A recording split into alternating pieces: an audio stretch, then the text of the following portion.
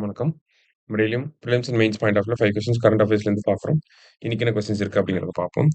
Radio Nellikka and internet radio exclusively for children was launched by அப்படின்னு சொல்லி கேட்டிருக்காங்க. குழந்தைகளுக்கான பிரத்யேக இணைய வானொலியான ரேடியோ நெல்லிக்காவை யார் அறிமுகப்படுத்தியது அப்படின்னு சொல்லி கேட்டிருக்காங்க. ஸோ யார் அப்படின்னு பார்த்தீங்கன்னா கேரள அரசாங்கம் அறிமுகப்படுத்த போறாங்க. சரியா?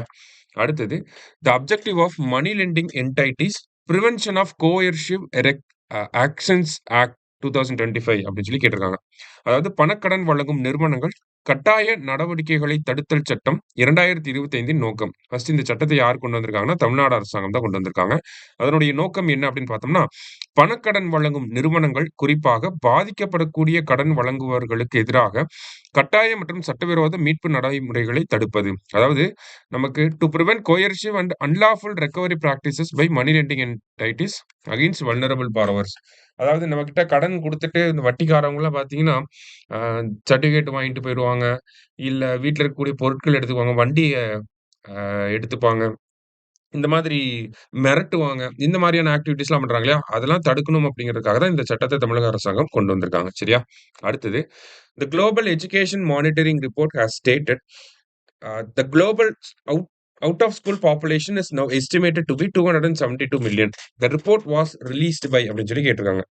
உலகளாவிய கல்வி கண்காணிப்பு அறிக்கை உலகளாவிய பள்ளிக்கு செல்லாத குழந்தைகளின் எண்ணிக்கை தற்போது 272 மில்லியனாக மதிப்பிடப்பட்டுள்ளது என்று கூறியுள்ளது. இந்த அறிக்கையை வெளியிட்டது யார் அப்படின்னு சொல்லி கேட்டிருக்காங்க. So global education monitoring report யாருக்கு கீழே வரும்னா யுனெஸ்கோக்கு கீழே தான் வரும். சரிங்களா? ஸோ இது கன்ஃபியூசிங்கான ஆப்ஷன்ஸ் எல்லாமே. ஆனால் யுனெஸ்கோ அப்படிங்கிறது தான் கரெக்ட் ஆன்சர். சரியா? அடுத்தது as per the money lending entities act 2025 micro loan means a loan given to a household having an annual income of up to how many lakh அப்படின்னு சொல்லி கேட்டிருக்காங்க. 2025ஆம் ஆண்டு பணக்கடன் வழங்கும் நிறுவன சட்டத்தின்படி நுண்கடன் என்பது ஆண்டு வருமானம் எத்தனை லட்சம் வரை உள்ள ஒரு குடும்பத்திற்கு வழங்கப்படும் கடனை குறிக்கிறது அப்படின்னு சொல்லி கேட்டிருக்காங்க. இப்ப மைக்ரோ லோன் அப்படின்னா உங்களுடைய குடும்ப ஆண்டு வருமானம் அப்படிங்கிறது 3 லட்சத்துக்கும் குறைவாக இருக்கு. அப் டு 3 லேக் வரைக்கும் இருந்துச்சு அப்படின்னா உங்களுக்கு வழங்கக்கூடிய கடனை மைக்ரோ லோன் அப்படின்னு சொல்லி சொல்லுவாங்க. சரியா? இந்த சட்டத்தின்படி. கடைசியா Krishnammal Jagannathan was awarded Padma Bhushan in which year அப்படின்னு சொல்லி கேட்டிருக்காங்க. ஸோ இவங்களுக்கு எப்போ பத்மபூஷன் விருது கொடுத்திருப்பாங்கன்னா 2020ல. இவங்களுக்கு இன்னைக்கு 100வது பிறந்த நாள். சரிங்களா? அதே மாதிரி இவங்கள பத்தி தெரிஞ்சுக்கணும்னா லெஃப்டி அப்படிங்கிறத தெரிஞ்சுக்கணும். 1981 லேண்ட் ஃபார் டில்லர்ஸ் அசோசியேஷன் அப்படின்னு சொல்லி ஆரம்பிச்சிருப்பாங்க. ஓகேவா? ஸோ இது எல்லாமே இவங்கள பத்தி நம்ம தெரிஞ்சுக்கணும். இது எப்படி ஆரம்பிச்சிருப்பாங்கன்னா 1981ல. சரியா? ஸோ இன்னைக்கு 5 கொஸ்டின்ஸ் பார்த்துருக்கோம். Thank you.